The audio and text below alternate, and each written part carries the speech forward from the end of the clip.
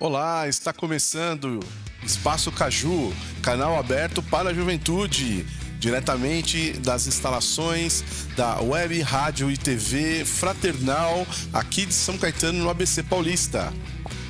Você que nos acompanha pela internet, hoje estamos com umas visitas especiais e uma parte do nosso grupo aqui dos nossos jovens, e eu gostaria de colocar para vocês aí que não nos conhecem, eu sou o Edu Dauê, ao meu lado aqui as apresentadoras Mônica Carvalho. Oi, gente, como vão? E também a nossa Elisa. Olá, tudo bem? Das nossas jovens, hoje nós estamos com a Camila. Olá, gente, tudo bem? E a nossa Bruna. Oi. Muito bem. E pra gente conversar essa noite especial, será com a nossa querida Gisele, da ONG Anjos da Sopa. Olá, Gisele. Olá, pessoal, tudo bem com vocês? E a nossa Keilane. Tudo bem, Keilane? Olá, gente, tudo bem? Muito bem.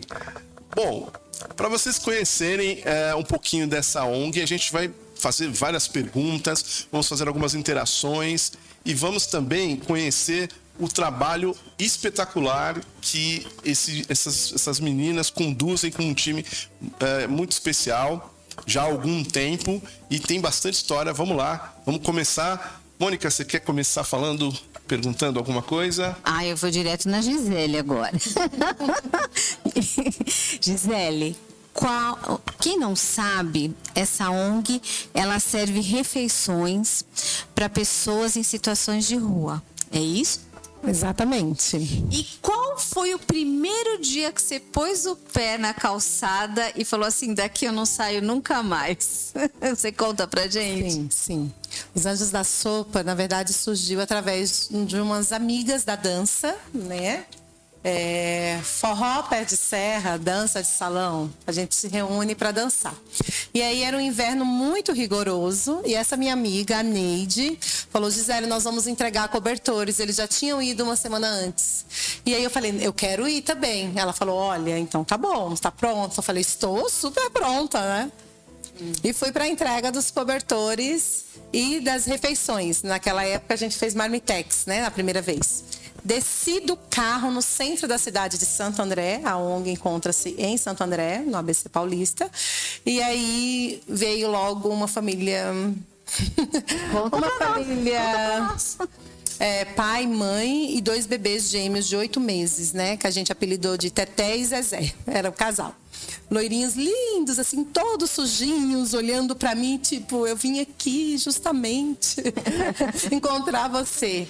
E aí me deu aquela aflição imaginar que aqueles bebês pudessem dormir nas ruas, mesmo sabendo que eles já estavam passando por isso, estavam dormindo embaixo de viadutos. E aí eu me dispersei do grupo, fui no hotel do centro e paguei uma noite para eles. O pessoal do hotel falou, não aceitamos morador de rua. Aí eu dei uma de advogada, que não tem nada a ver com advogada, minha profissão. E falei, é contra a lei, vocês não podem discriminar ninguém. Vai ter que aceitar essa família aqui sim, porque senão não teria paz, né? E aí eles dormiram lá, fui para casa muito impactada, né? Depois de toda a entrega. E às 7 horas da manhã, acordei, fui pro hotel, peguei a família inteira e levei pra minha casa. Sério? E aí, quanto tempo eles ficaram lá? Foi mais ou menos aí uns 2 meses de luta, né? 2 meses ficaram morando dentro da sua casa? Não foi bem assim, morando dentro da minha casa. As crianças ficaram, mas o que aconteceu? A gente começou um trabalho muito grande com a família, porque os pais eram usuários de crack, né? Então, o crack é uma dependência... Todas as drogas são ruins, mas quando já está na situação do crack, é bem pior, né? E aí a gente encontrou os familiares, né? E a gente descobriu que tinha avós capazes de cuidar dessas crianças. E essas crianças a gente conseguiu dar a guarda para os avós. E escola, creche, não era daqui da região do ABC, era de Ferraz, Vasconcelos, né? Uma região bem carente, né? Que a gente tem. Tem muitos moradores de rua que vêm dessa região, inclusive aqui para o ABC, migra para o ABC. E aí as crianças ficaram em segurança com os pais, porque a questão do tratamento da dependência química já estava fora do meu alcance, né? Eu tinha 1 ano de casada nessa época, né? Era recém... meu filho era bebê e tal, aí o marido chegou em casa... Eu tinha lá 2 crianças e o meu bebê, e aí o pai, durante o dia, ia vender balas, e a mãe ia nos órgãos públicos tentar ajuda. Então, foi bem complicado, assim.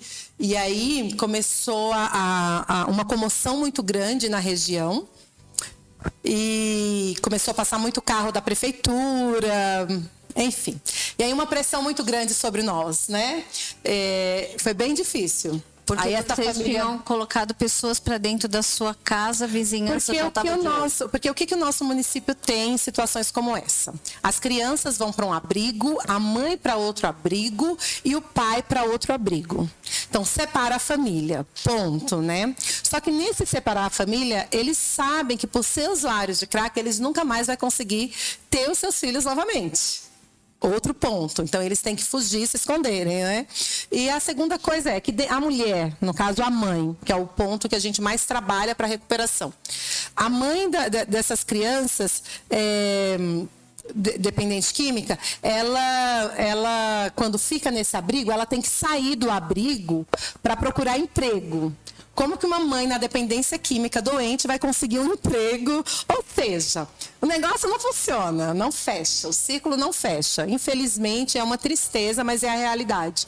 Então, os órgãos públicos, o município, não tinha o que fazer pelaquela família, a não ser arrancar os filhos, levar para um abrigo até que alguém adote ou até encontrar seus familiares. E até tudo isso acontecer, as crianças passam por um processo muito doloroso, né? Então, a nossa ideia era o emprego do pai, o emprego para a mãe e montar a casa. Quando nós tínhamos tudo já pronto para essa casa e tentar um trabalho de recuperação desses pais, eles fugiram, porque se sentiram muito ameaçados com toda a comoção que estava acontecendo e a insistência desses órgãos de pegarem. Então, até eles saírem do portão da minha casa, gente, era uma coisa terrível. Parecia assim que a gente estava cometendo algum crime, porque eles tinham medo, eu tinha medo de sair no portão da minha casa, porque parecia que iam arrancar aquela criança dali, aqueles pais, e foi um desespero. E aí eles fugiram, e aí eu entrei em desespero, porque a gente já tinha casa, tinha tudo, enfim, para eles irem, e eles estavam com muito medo, e eles sumiram. E a gente encontrou os familiares. Nisso, a gente encontrou eles embaixo de um viaduto, e aí foi levando 2 meses, foi tudo isso, até a gente conseguir, pelo menos, proteger as crianças. Isso que ano foi? Só Foi 9 anos atrás, foi quando começou a ONG, né? 9 anos atrás. Mas as crianças estão sobre responsabilidade dos avós e estão muito bem. Mas eu e o grupo chegamos a interceptar essa família na Pereira Barreto, metade do grupo no viaduto, outro numa rua, outro no semáforo. E a gente, vocês não vão sair daqui com esses bebês, gente. É uma luta. Quer dizer, nós estamos falando em 2013, você começou esse primeiro caso por acidente, entre aspas, vamos falar assim, né? Para você foi a prova de fogo. E as tuas amigas também se envolveram com esse caso? Ou você sim, né? ficou mais direcionando tudo? Como é que foi isso? Na verdade, era uma missão minha, né? Era uma missão minha. Então, a amiga de louca tem que entrar na loucura. E foi daí que veio os Anjos da Sopa? Clientes também, né? Clientes do salão, indo para Pereira Barreto. Achei a família aqui. Eu tenho um salão de beleza. Então, era clientes. E como veio o nome? Como que chegou no nome de vocês? Já era Anjos da Sopa. A gente não tem um porquê. A Neide, quando saiu, falou, a gente são os Anjos da Sopa, e aí ficou Anjos da Sopa. Então, já veio como Anjos da Sopa, né? Isso foi a minha primeira experiência com a ONG Anjos da Sopa. Como surgiu essa história na minha vida pessoal, aí é outra coisa. A gente visitou lá o seu local de trabalho e a gente viu que a decoração é toda rosa. Tem algum motivo para isso? É lindo. É muito linda. A gente se sente muito rosa. Muito linda, mas eu queria saber se tem algum motivo de ser tudo rosa. Aí essa questão do rosa entra numa situação que eu falei que os Anjos da Sopa na minha vida é uma história muito mais atrás. Vem de berço mesmo. Na infância, eu sou filha de pai alcoólatra, né? E a minha mãe, um casamento ruim. Então, eu de menina e 3 meninos. Eram 3 meninos. E nós vivíamos numa pobreza muito grande, né? Durante a minha infância, até os meus 11 anos de idade, eu morei em mais de 16 cidades. Esse número não bate, né? Era menos de um ano em cada cidade. Nos estados apesar de nascer em São Paulo, nos estados de Minas Gerais e na Bahia. Então, devido a essa dependência química do meu pai, nós passávamos muita dificuldade. Então, eu morei em barracos de... Sabe a história dos 3 porquinhos? Então, o barraco de madeira, de palha, de barro. Então, assim, era muita pobreza, mas nunca dormi de barriguinha vazia. Sempre no último segundo, assim, Deus mandava a comidinha e mesmo que fosse meia dúzia de ovos, era uma felicidade tão grande. E eu não lembro da tristeza de estar o dia inteiro sem comer. Eu lembro da felicidade de ter os ovos para comer. Então, assim, eu sempre tive esse olhar, desde criança, um olhar positivo para as coisas. Eu não deixava a dor me maltratar. Eu pegava a felicidade daquele dia de dor e aquilo para mim é Deus existe. Não me deixou dormir de barriguinha vazia. Era mais ou menos isso na minha cabecinha, né? E por eu ter 3 irmãos e eu de menina, a situação era muito difícil, então brinquedos não existiam. Então eu via muitas menininhas brincando de panelinha cor-de-rosa, de cozinha. E eu sempre fui muito Barbie, eu sempre gostei de colorir o mundo, de enfeitar. E eu não tinha essas condições, eu brincava com as latinhas, mas tudo muito bonitinho. Eu sempre fui muito caprichosa desde pequena. Então eu acredito que esse mundo Barbie, essa coisa rosa, e o rosa também tem essa coisa materna, de passar carinho, amor, beleza, aconchego, né? Traz alegria. Então, eu acho que isso vem desde menina, sabe? Mesmo as coisas estando cinzenta, escura, eu sempre mantinha ali o meu mundo rosa. Eu sabia porque eu lembro assim, era muito caro comprar um brinquedo cor-de-rosa. Então, os meninos eram mais fáceis, que eles ficavam felizes com bola, né? Então, naquela época, não era igual hoje, que você encontrava em qualquer loja de R$1,99 um brinquedinho rosa. Só tinha quem tinha papai e mamãe que tinha condições. E a gente não tinha condições, né? Então, eu acredito que esse rosa venha disso, desse afago da infância, para me lembrar das coisas boas. Entendeu? Que legal. Deixa eu falar um negocinho. Vocês que estão nos assistindo pela primeira vez, a rádio e TV, a Fraternal, ela é uma rádio espírita, de origem espírita. Nós que estamos aqui participando pelo Espaço Caju, temos também a nossa filosofia de vida ligada à doutrina espírita. Não existe a doutrina espírita kardecista, isso aí é uma convenção que criaram. Não existe. A gente segue os ensinamentos de Jesus, todos nós somos cristãos. Mas dentro dos estudos da aura, é possível temos estudos desde o século XVIII, século XIX, mas já começaram usando pela física o estudo da aura. Já foi detectado, tem livros inclusive, obviamente eu não vou conseguir lembrar o nome aqui de todos os autores, eu li isso recentemente.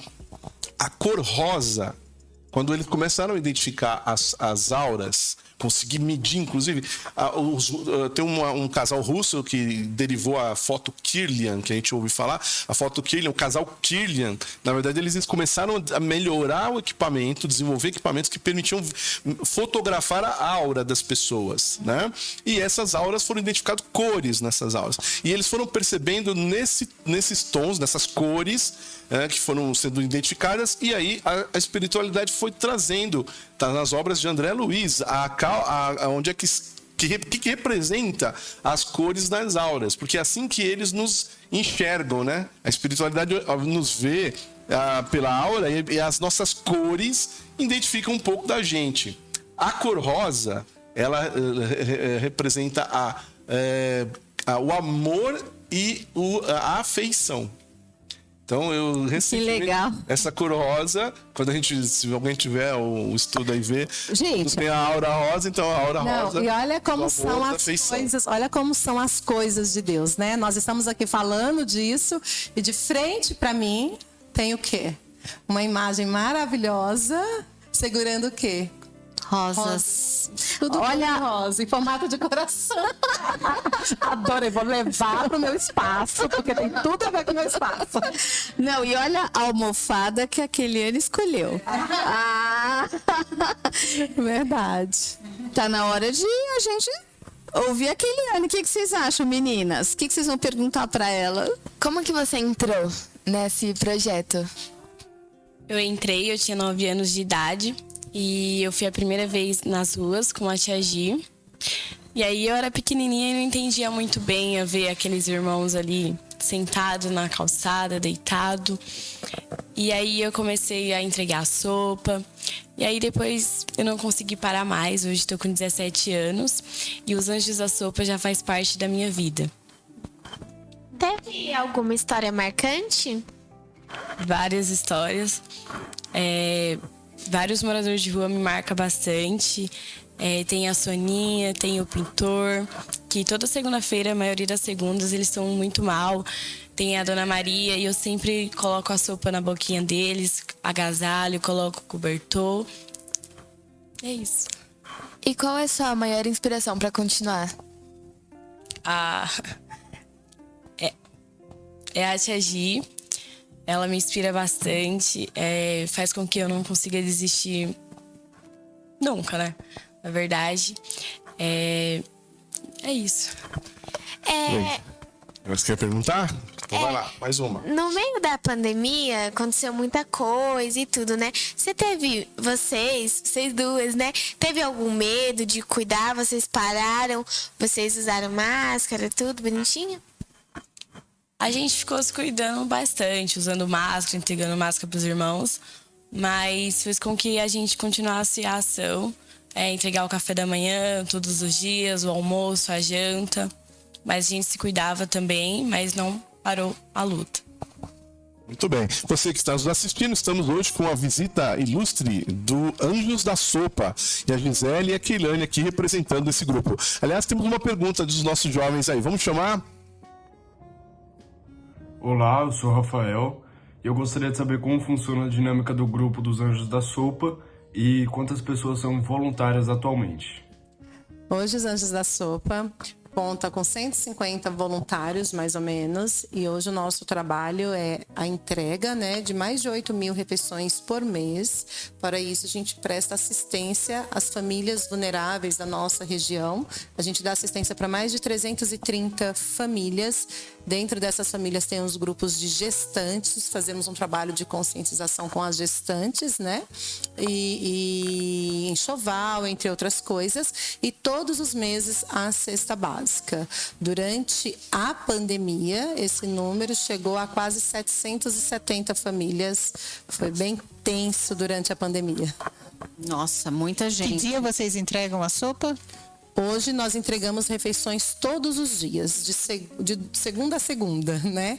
A diferença é que nas ruas são 3 dias da semana e no nosso local, na nossa sede, são todos os dias. Nós contamos com a ajuda de 2 geladeiras solidárias e aí a população de rua vai passando ao longo do dia para poder pegar esse alimento, essa roupa, entre outras coisas, né? Porque, na verdade, não se trata apenas disso, da alimentação, né? Também tem todo um trabalho de resgate. Tá, legal. Vamos fazer uma forma mais esquemática para a gente entender, para pegar direitinho. Keilane, ajuda a gente aí. Segunda a segunda, como você falou. Segunda é dia do que lá? O que acontece na sede? Fala aqui. Às 8 da manhã tem o preparo do café da manhã e o pessoal que pica os legumes para a preparação da sopa às 14 horas. Às 14 horas começa a preparação da sopa, embalar o suco, o pão. E à noite a gente sai para entregar a sopa para os moradores de rua.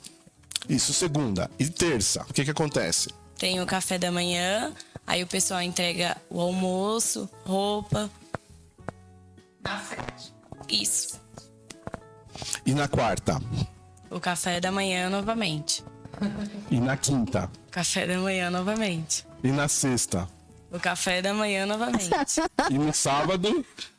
O café da manhã novamente e a preparação dos lanches para o domingo pra gente levar no Belenzinho. Nós vamos falar dos lugares. E o domingo?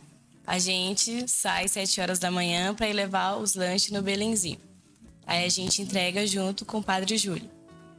Ah, legal. Tem outra.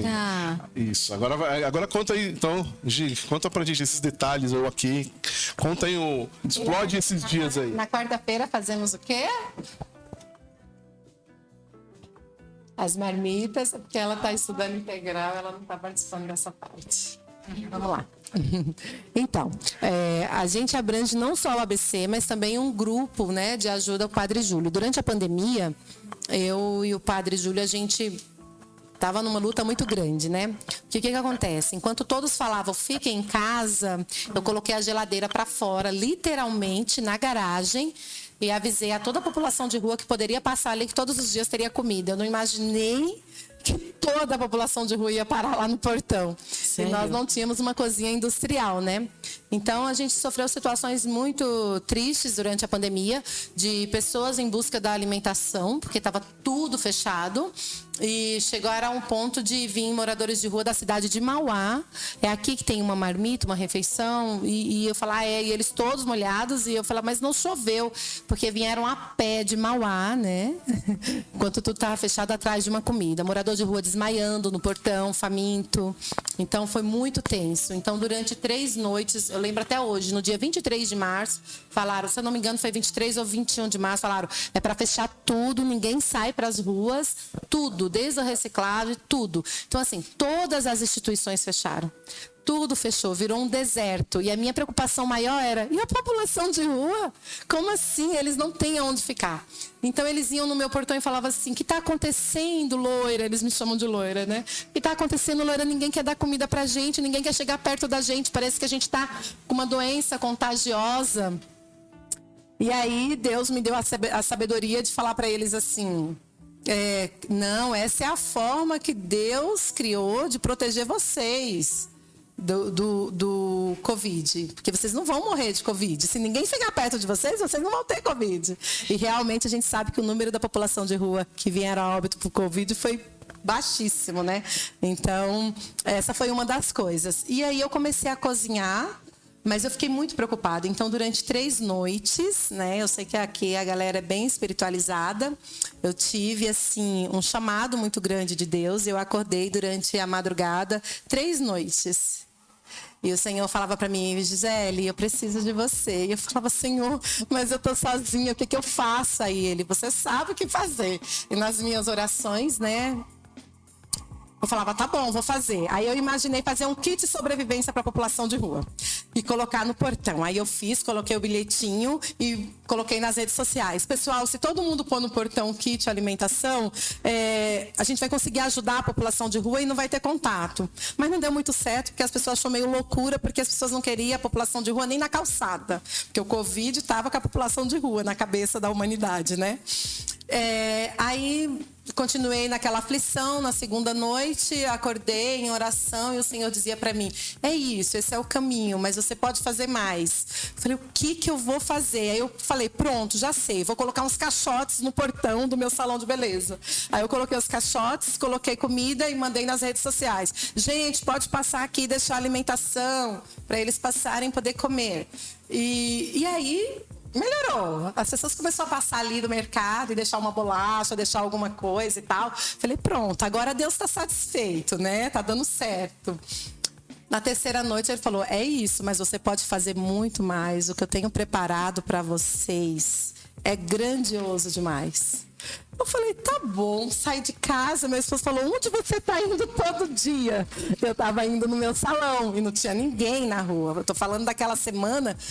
Tipo, ninguém vai. Eu tinha até medo de ser presa na rua, porque não é só eu ali no meio da rua. E aí foi isso que aconteceu. Eu falei, beleza. Peguei o carro do esposo, fui pro meu salão de beleza. Eu estava em processo de mudança. O outro salão da Rua Javeri estava em reforma, o espaço que vocês foram. Coloquei uma geladeira sozinha dentro do carro, que era a geladeira do salão, cor-de-rosa, pequenininha. Um micro-ondas, abri a garagem, fui nas ruas, onde tinha morador de rua, enchi o carro de comida, comecei a entregar para eles e falei, lá na Javri tem comida. E passava os dias cozinhando. E aí o pessoal via e eu fui muito criticada, né? Sou louca, o que é que ela está fazendo? É aglomeração, é não sei o quê. Eu falava, Deus mandou, eu obedeço. Quem sou eu para desobedecer, né? E vamos nessa, né? E aí eu comecei a cozinhar, aí uma voluntária, Gi, tem 3 mesas, eu acho que eu posso ajudar, não estou aguentando ficar em casa, estou enlouquecendo. Aí uma ficava no quintal, outra na cozinha, outra lá em cima. E essas 3 começaram a cozinhar. E a gente cozinhava, e as pessoas chegavam, e as pessoas desmaiavam, e as pessoas choravam. E foi assim uma comoção muito grande. E o resumo da ópera, chegou um dia que nós estávamos servindo 7.000 refeições. Nossa! Por dia. Por dia. E todas as instituições. E o mais engraçado é que, assim, a TV precisava encontrar uma instituição, porque eles estavam... E os moradores de rua?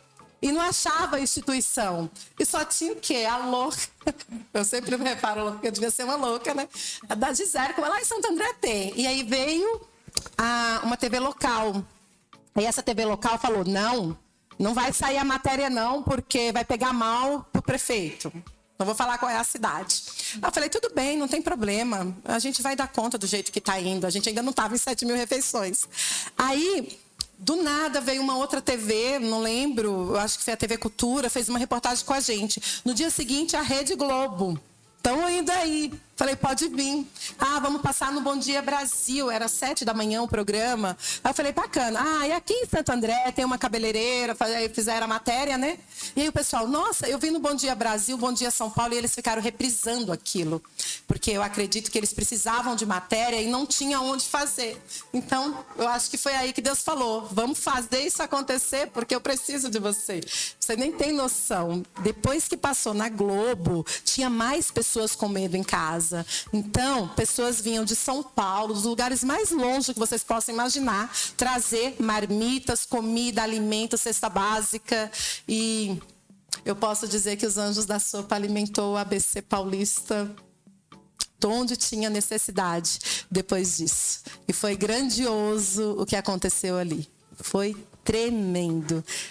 Foi, até hoje, assim, eu fico em êxtase quando eu lembro, porque chegou um momento que as instituições puderam voltar, abrir, né? E esse período eu fiquei ali me sentindo uma ilha.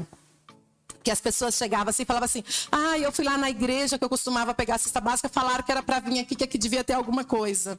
Eu comecei a ver vizinhos famintos, que não tinha comida em casa e estava lá na fila. Pessoas envergonhadas, e eu olhava e eu via que não era só morador de rua, atrás da marmita. Aí as coisas foram mudando, eu comecei a perceber que tinha famílias que estavam ali porque não tinha gás para cozinhar. E não tinha um alimento para cozinhar, mas tinha casa. Aí a gente começou a dar o alimento para cozinhar e essas famílias começaram a fazer em fogão de lenha. Então, assim, foi uma loucura. Até que as instituições voltaram. Quando as instituições voltaram, as instituições não tinham alimento, estava zerada. E aí, os Anjos da Sopa começou a ajudar as instituições, centros espíritas, igrejas católicas, evangélicas, aonde chegava e falava, estamos precisando de ajuda para alimentar os pobres, ia lá para os Anjos da Sopa e a gente mandava comida. Então, saía todos os meses toneladas e toneladas de alimento de lá. E quem são os seus doadores? Da onde chegava esse alimento? Gente, vocês. O vizinho, o amigo, aquele que Deus mandava ia pro portão. E é até hoje assim. Lógico, diminuiu muito. Porque eu acredito que durante a pandemia, as pessoas estavam assim, é o fim do mundo, vamos morrer. Então precisamos de um lugar no céu. Então eu acho que por isso tinha tanto alimento naquele lugar. Era tanto alimento, e assim, chegava tipo 5 toneladas. Mas não chegava assim, ninguém mandou um caminhão de comida lá, tá? Nunca, ninguém. Era assim, uma pessoa chegava 1 quilo, 5 quilos de arroz, mas assim, era o tempo todo, e aquilo ia se tornando uma multidão. Então, eu tenho um quartinho lá, que hoje é meu espaço da noiva, né? Que eu não inaugurei, que eu deixava para isso. Então, subia até o teto. Aí, no mesmo dia, esvaziava. No final do dia, já estava até o teto de novo. E a gente só trabalhava para isso. E era pessoas. Eu posso falar para vocês que não teve, assim, um empresário, ninguém que falasse assim, olha, estou mandando aí 200 cestas básicas. Era gente, eram as pessoas mesmo que tava comovida com a situação. Então, assim, e o mais bacana, era uma fila muito organizada, as pessoas respeitavam, dobravam o quarteirão, assim, aí eu colocava, olha, quem é de Santo André, faz uma fila na calçada do lado esquerdo, quem é de outras cidades, faz pro lado direito, e aí vinha gente de Grajaú, eram histórias assim, incrível, tipo, gente que vinha 2 horas caminhando de Mauá e tal, atrás de um pacote de arroz, foi uma batalha. Ô Gi, vocês dos Anjos da Sopa já sofreram alguma agressão física ou verbal? Não, nunca. Ah, que bom. Verbal, sim, mas eu não considero assim uma agressão, porque a gente lida com pessoas com dependência química, né, Keilane? A Keilane pode falar uma situação que ela passou há pouco tempo. Conta pra elas, filha. Eu tava entregando o café da manhã, me chegou uma moça alcoolizada e ela queria uma cesta básica. E aí eu tava entregando o café, eu perguntei pra ela se ela queria uma marmitinha pronta e esquentar pra ela. Aí ela falou que não comia sopa. Aí eu falei que não poderia entregar a cesta, que era só pras famílias cadastradas. E aí ela começou a xingar minha mãe, aí eu fiquei um pouco muito brava, assim. Aí eu falei, nossa, xingando a minha mãe, cara. Ficou bravíssima, gente, bravíssima. Aí ela começou a me xingar, aí eu fiquei muito brava. Aí eu falei até pra tia que não ia entregar mais o café, porque não aceitava que uma pessoa xingasse minha mãe. Mas depois eu parei pra pensar e deixei pra lá. Entreguei nas mãos de Deus. Bom, você que está nos assistindo aí, estamos com o pessoal dos Anjos da Sopa. Vamos passar agora uma matéria onde o pessoal está preparando essa alimentação que gentilmente a Gisele cedeu pra gente. Segue a matéria.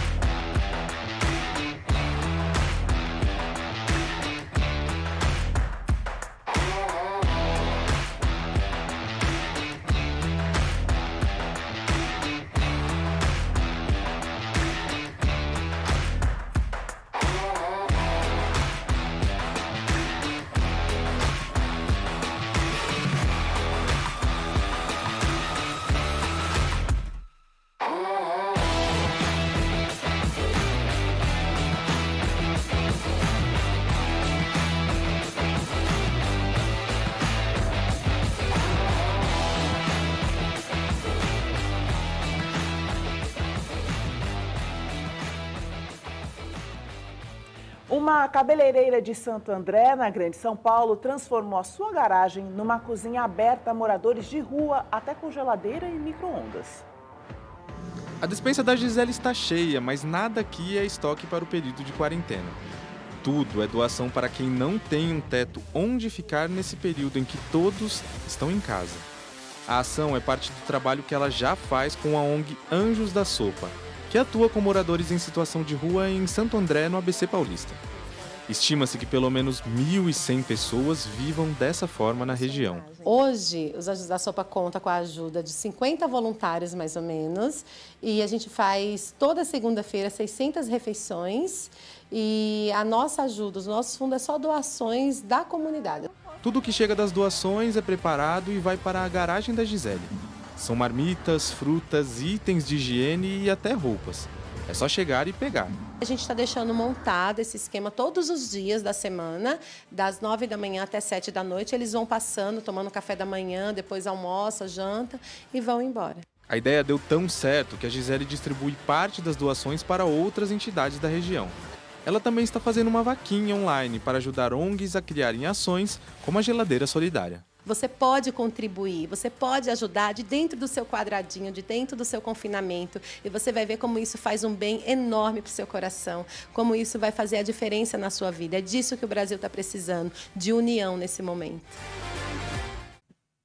Aí, vamos para mais uma pergunta dos nossos jovens virtuais aqui para a equipe do Anjos da Sopa. Vamos lá, quem vai agora? Oi, eu sou a Ellen e eu queria saber como vocês controlam as famílias que recebem ajuda. Esse controle é feito da seguinte forma. Através dos líderes das comunidades, normalmente essas comunidades carentes sempre tem um líder, né? E eles entram em contato com a gente e fala que a comunidade está passando por dificuldade, que tem algumas famílias necessitadas e tal. E aí a gente faz uma triagem, né? Como eu falei, no alto da pandemia chegou a 770 famílias. Hoje nós estamos com 330 famílias. Nós tivemos que tirar, né, esse número, porque o número de doações de alimento diminuiu. Tivemos que reduzir, e aí veio aquele bom senso. Quais as famílias, que é difícil escolher quem vai comer, né? Quem vai ganhar a cesta básica. Então, quais as famílias que a gente vai deixar dentro daquilo que a gente consegue atender? E aí chegamos a um consenso, eu e os voluntários, de que seria as mães solos, né? Mãe solteira com crianças que se encontram desempregadas e que vivem em barracos de madeira sem saneamento básico. Então, esse ponto já nos mostra que a dificuldade é bem maior. E dessa triagem, nós ficamos aí com esse número de 330 famílias. E o líder da comunidade vai acompanhando toda vez que percebe ou que aquela família saiu daquele lugar, ou que não vem, se faltar 2 meses seguidos, sai do cadastro e a gente coloca uma família que está na fila de espera. A fila de espera é 2 vezes esse número, tá? Meu Deus. É 2 vezes esse número. É difícil isso, É muito difícil. É quase que... Aí você tem vontade de ser uma magnata. Uma magnata cheia de poder para... Enfim, né? Mas ainda não sou, né? Quem sabe se... Por enquanto, a gente tem muitos amigos. Gisele, durante esse tempo que a gente teve difícil, né, da pandemia, algum dos seus funcionários pegou Covid? Não, os voluntários, são todos voluntários, tá? A nossa instituição não tem nenhum empregado, CLT, vínculo, são todas pessoas que querem estar ali, né? Isso é bacana, porque aquela pessoa, ela tem, né, uma motivação, ela quer estar ali por algo que ela acredita. Eu acho que é isso que dá tão certo lá. E não, nenhum das pessoas que estavam exercendo no momento da guerra, vamos dizer assim, do alto da pandemia, se contaminou. Eu não tive Covid e nós estávamos na linha de frente, literalmente. Inclusive, nós íamos dentro da comunidade levar alimentos. Então, assim, como a gente estava naquele momento que todos não queriam contato, mas sabia que a gente estava na linha de frente, então a gente comprava muito ovos, porque a gente sabe que é rico em vitaminas, né? E a gente levava na comunidade, entregava os ovos de barraco em barraco. Durante a pandemia, houve uma comunidade que pegou fogo para atrapalhar um pouco mais. E aí levantamos alimento, madeirite, material. Uma comunidade de São Bernardo, chama Comunidade União. União, né, Keilane? Se eu não estiver enganado. Então, e aí a gente foi lá, e aí tinha uma galera lá já também ajudando. Então, nós íamos dentro da comunidade entregar alimento. E não, nós não fomos contaminados. Não perdemos nenhum voluntário para o Covid, tá, gente? Esses voluntários, como eles fazem para tratar com você?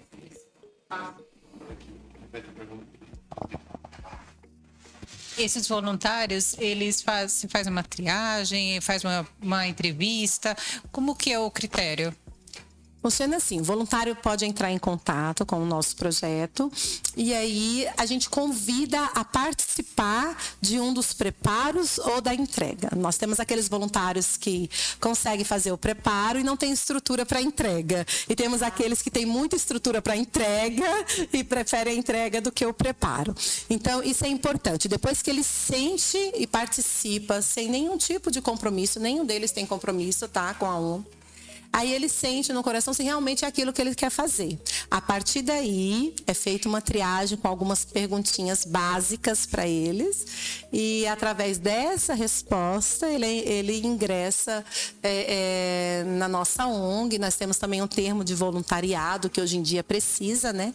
A nossa ONG, até o ano passado, nós não éramos ONG, né? Eu não queria transformar essa ação de amor numa ONG. Mas durante a pandemia, houve pessoas que usaram a nossa imagem de forma errada, criando aí vaquinhas online, entre outras coisas. E aí eu busquei uma amiga, né, do direito, da área de direito, e perguntei o que a gente podia fazer, se eu podia fazer um boletim de ocorrência, e ela falou: a ONG não existe. Então, aqui na terra, ela é inexistente, não tem como você defender. Falei, então, vamos defender na terra também, né? Não só no alto. Aí eu fui obrigada a fazer o CNPJ, legalizar tudo e ficar como ONG, né? Legal. Mais uma pergunta aí dos nossos jovens virtuais. Vamos lá? Olá, meu nome é Renata. Eu queria saber como as pessoas podem encontrar os Anjos da Sopa nas redes sociais ou por telefone. Ok, quem responde essa? Keilane? A Keilane. Isso, a gente tá no Instagram, @AnjosDaSopa, Santo André. E a gente também tá no Facebook, que é Anjos da Sopa da cidade de Santo André. E o endereço de lá? Quem quiser ir presencial. É Rua Javri, 449, na Vila Assunção, em Santo André. E é só passar na porta, pode deixar doação. Que mais? Eu vi você lá distribuindo alimento o tempo todo. Gente, antes de sair pra rua, a Keilane fica lá o tempo todo passando a comida, o suquinho, para quem bater qualquer hora. Achei demais, sabia? E o telefone, Gi? Qual que é o telefone? Nosso telefone é o 11 972 154434. Certo. E você tem WhatsApp também com a comercial ou não? Esse já é o nosso WhatsApp. Já é o WhatsApp. Nosso WhatsApp é o 11 972 154434. Lembrando que ele também é a nossa chave Pix. Você que está longe e quer nos ajudar, pode fazer uma doação que vai cair direto na continha da ONG. E eu tenho o telefone fixo, que é o 44250607. Prefixo 11, você que está fora de São Paulo. E repete o número... 11 972 154434. Esse é o WhatsApp e o fixo? 44250607. Do São Paulo. Muito bem. Que mais? Que mais nós temos que fazer? Aqui que mais tem pergunta para Keilane? Para Keilane falar bastante. Keilane, conta uma história emocionante. Um dia que você se emocionou muito. Eu vi uma cena no Instagram, assim, que me emocionou muito. Você dando sopa na boca de uma senhora que mal conseguia ficar retinha lá. Conta pra nós. É a Dona Maria, ela é uma senhora de 60 anos. E ela estava sumida das ruas por um acidente que tinha acontecido com ela. E ela tinha voltado para as ruas. Ela estava muito mal nessa segunda-feira.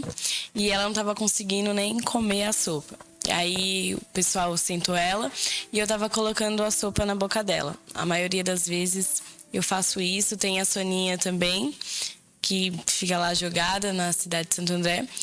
E eu coloco a sopa também na boquinha dela. E a maioria são alcoólatras? A maioria são alcoólatras que usam crack ou tem algum outro tipo de situação na rua?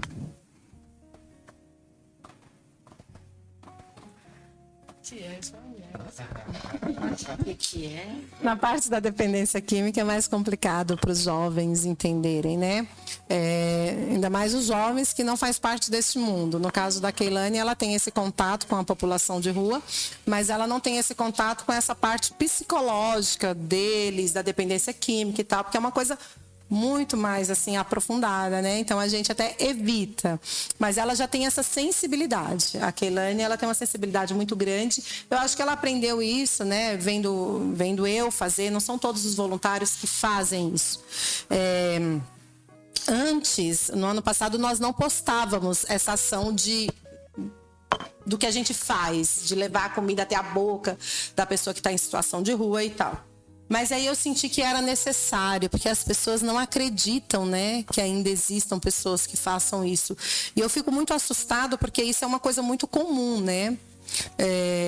Deveria ser comum. Então, assim, como eu falei para você, apesar de toda aquela infância, de toda aquela situação que eu passei, a minha mãe, ela tinha um hábito de acolher todo mundo, mesmo a gente tendo tão pouco, de alimentar quem tinha fome, sem olhar qual é a nossa dificuldade. Então, ela dividia o pouco que tinha. E eu aprendi isso, né?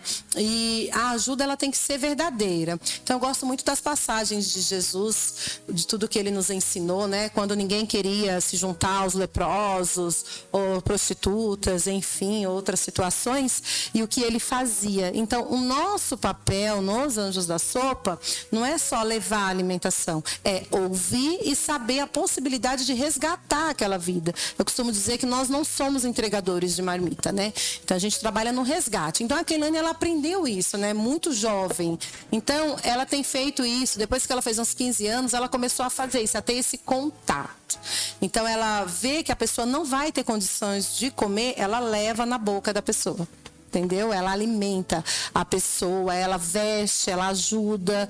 E aí a gente percebeu que quando a gente começou a mostrar isso, as pessoas começaram a ficar muito mais engajada, envolvida, e começou a mandar muito mais mensagem, falando: não acredito que existam pessoas que façam isso. Eu não acredito que tem... Eu lembro que o Senhor escreveu assim: quem é essa mulher que alimenta o pobre na boca, que veste essa pessoa? E ele, assim, indignado, sem acreditar que aquilo existia. E eu não tinha noção de que as pessoas não acreditam que isso exista, porque para mim é muito comum. É algo muito simples, entendeu? Natural. Uma coisa natural, né? Natural. Hoje, você falou da sua mãe, que ela dava tudo. Seus familiares ajudam também você nesse trabalho? Sim, eu tô achando que meus irmãos estão tudo se mudando para longe de mim de tanto trabalhar, né? Eu acho que é muito trabalho, é muito louco. A família toda ajuda. Hoje o meu esposo foi retirar doações no lugar, o meu irmão foi na Paulista retirar alimentos no outro lugar. Para complementar nossas cestas básicas, amigos, vizinhos, todo mundo quer ser meu amigo, tem que trabalhar. Sobrinha, né, Keilane? Trabalha muito, né, filha? Sim. Inclusive, esse final de semana ela vai estar trabalhando na nossa barraca. Ela vai estar. E ela é a mais jovem do grupo? Ela é a mais jovem do grupo, ela é a caçulinha do grupo, né? Ela começou desde cedo e não para, mas tem bastante jovens também no grupo. Bastante. A gente já perguntou aqui nos bastidores o que a Keilane sonhava, qual era o desejo dela com tudo isso no futuro, né, Keilane? O que você falou pra gente? Repete aí pra turma ouvir. No futuro, quero conseguir ter uma segunda Anjos da Sopa com o meu nome, inspirado na Tia Gi. Dá continuidade. É isso aí. Nosso tempo está acabando. Vamos lá, pessoal. Temos mais perguntas aí dos nossos virtuais, nossos meninos virtuais, nossos repórteres. Vamos ver? Oi, eu sou o Dudu e eu gostaria de saber se teria uma outra forma de contribuir com os Anjos da Sopa, supondo que uma pessoa não possa ajudar financeiramente. Aí, você fala, Gi? Sim, olha, as doações necessárias para as nossas ações nos Anjos da Sopa são roupas masculinas, principalmente calça, porque 99% da população de rua na região do ABC são homens e nós temos uma dificuldade muito grande de vesti-los. Portanto, a necessidade de roupas são essas. As roupas femininas e infantil nós não recebemos por uma questão de espaço também, que não temos como armazenar, né? E os potinhos de margarina de 500 gramas, o potinho de margarina seu vale muito pra gente. A gente entrega as refeições nele. É só higienizar, juntar, e vocês podem levar pessoalmente ou podem enviar pelos correios também no nosso endereço, tá bom? E alimentos não perecíveis, todo tipo de alimento. Muito bem. Bom, estamos aí fechando esse programa gostoso, aprendendo um pouquinho, conhecendo um pouquinho dessa ONG maravilhosa. Vejam quanto dá para se fazer. Você jovem que está nos assistindo, você pai, mãe, enfim, toda a família, quanto dá para ser feito em nome de ajudar o próximo? Porque, se eu não estou enganado, foi Madre Teresa de Calcutá que disse: a fome não espera. Então, a gente puder... tem até aquele caso que as pessoas acham que só no Natal vamos sair para distribuir alguma coisa, para dar um panetone, para levar um peru, alguma coisa lá, um frango, para ajudar alguém na rua, levar algum tipo de alimento. E, na verdade, eles precisam comer todos os dias, né? Então, tá aí. A ideia hoje era mostrar para vocês como funciona, como você pode se engajar, participar desse movimento, ajudar a ONG de alguma maneira. Se você não pode ajudar com dinheiro, tem aí as dicas que foram dadas. Você pode ajudar com dinheiro. A gente coloca agora na tela aí o Pix, para vocês mandarem alguma ajuda à distância, quem estiver longe aqui de Santo André, poder mandar e ajudar essa causa que não precisa explicar mais nada. Acho que tudo que nós mostramos aqui fala por si só. Basta ficar um pouquinho, fica sem almoçar um dia, já dá para sentir o que eles passam aí em várias vezes, as famílias que estão na rua, que muitas vezes não são pessoas somente com um problema com algum tipo de droga, alguma dependência. Às vezes são famílias que vieram de outros lugares com uma esperança de conseguir um emprego, acaba não tendo aquela oportunidade, fica sem recurso para voltar para sua terra. Eu já tive a oportunidade de trabalhar com pessoas de outras cidades e de outros até países que eram engenheiros na sua terra, mas aqui quando chegou ele tinha que se submeter a algum tipo de trabalho bem mais humilde, mas ele precisava porque senão ele passava fome. Então, vamos aproveitar, pense um pouquinho, reflitam sobre tudo isso que nós mostramos aqui hoje e a gente tem certeza que vai, no coração de cada um, vai despertar alguma forma de ajudar com esse grupo aqui. Então, vamos abrir geral. Anjos da Sopa, obrigado por vocês terem vindo. Gi, Keilane, maravilhosa Keilane, boa sorte no seu trabalho. Seus sonhos. Que se realizem. Que se realizem. Venha filial.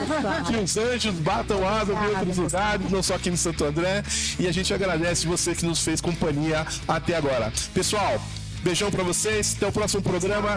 Obrigado. Tchau, tchau. Tchau.